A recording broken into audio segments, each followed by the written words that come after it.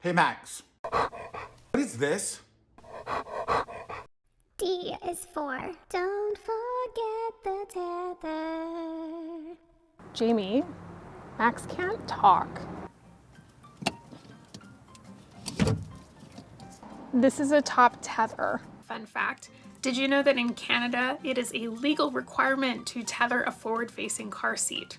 That tether is limiting that forward movement and rotation of the car seat. In a forward-facing car seat, if you have a frontal collision, you're going to deal with what we call forward head excursion, and this is the child's movement forward.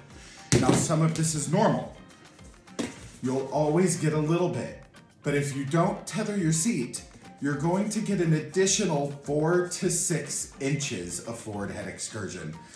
This makes your child's head more likely to hit the automobile seat in front, hit the door, hit other passengers, and it can really lead to a lot of injury. So always, always, always use that top tether. Here's the catch.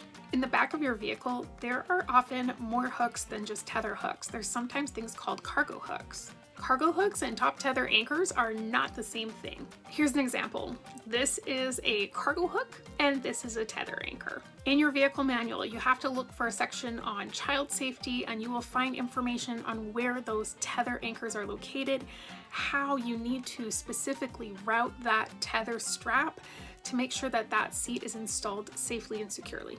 Tether anchors are often also identified with a symbol. This looks really similar to a lower anchor symbol, but it's different and you'll notice because it actually has an anchor on it. Sometimes they're hidden too, so checking your vehicle manual can also help you locate them if you didn't realize they were even there. It's also important to note that the installation needs to be independently tight. The tether should not be the reason that that car seat is tightly installed.